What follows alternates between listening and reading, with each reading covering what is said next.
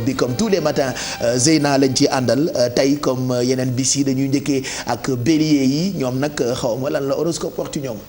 bélier yi Pape Cheikh li ñu wax ci ñoom lu simple la nee nañ leen su fekkee ne seeni ay sentiment dañ koy garder pour ñoom garder ko ci seen biir bopp naka la ñu bëggee nit ki nga xamante ne moom la ñu bëgg walla seen partenaire xam ne seen cœur mi ngi battre très fort pour ñoom nañu préparer wu à sortir bientôt au grand jour nañu préparer wu aussi à déclarer leur flamme. Taureau ñoom seeni ay xarit jamono ji ñu ngi leen di réclamer pour des sorties wala des soirées festives waaye seen xalaat yëpp mu ngi jëm ci membre seen famille seeni ay mbokk ñu ngi leen di wax ne nag nañ leen accorder kon un peu plus de leur temps. Gémeaux yi période bi nag mooy période pour ñoom période ci at bi nga xamante ne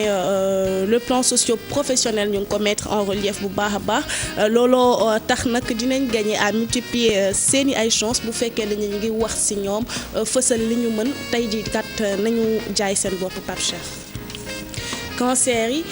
ñoom tey dinañ def les comptes te dinañ apercevoir ne que la conjoncture actuelle mun na leen permettre ñu planifier benn sortie benn long week-end wala encore un voyage nañ ci xalaat kon bu baax ak ki nga xamante ne moom mooy seen partenaire. Lion yi ñoom nag instant bi ñi ngi rêver wala ñi ngi fantasmer bu baax a baax et il faut dire que loolu mi ngi leen di chatouiller de plus en plus ñu neñ leen lan nag ñu tenter quelque chose kon ak seen partenaire en fin de soirée nañ ko jéem a approcher pour voir ce que ça donne. Vierge yi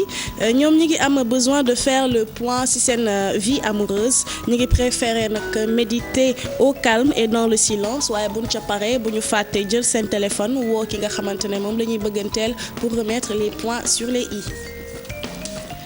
Balance même su fekkee ne tey jii kat seeni ay xarit ñu ngi leen di boudé wala ñu ngi leen di critiquer nañu garder la tête froide et continuer à avancer comme niñ ko tàmm di defee waaye nañu bàyyi xel tuuti rek ci avis yi nga xamante ne dinañ ko jëlee ci seeni ay jegeñaale.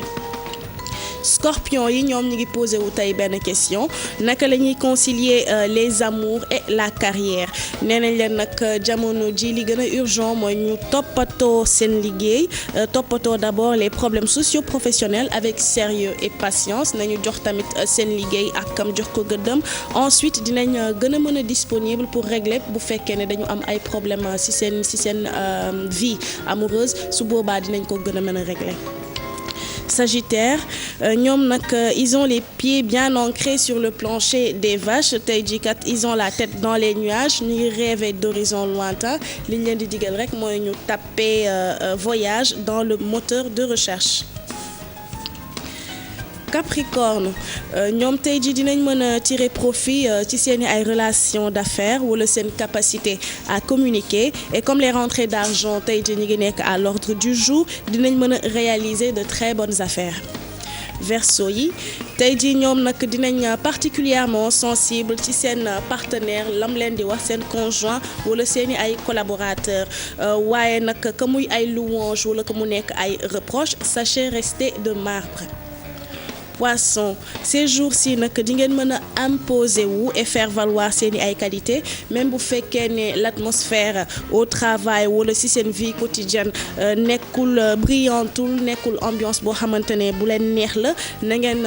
efforcer wu garder leen le sourire Pape Cheikh li la ñu mën a jàpp ci horoscope tey yem ak lundi 22 février 2016. Ben merci ñu ngi lay gërëm bu baax ci horoscope bi tu as passé toute la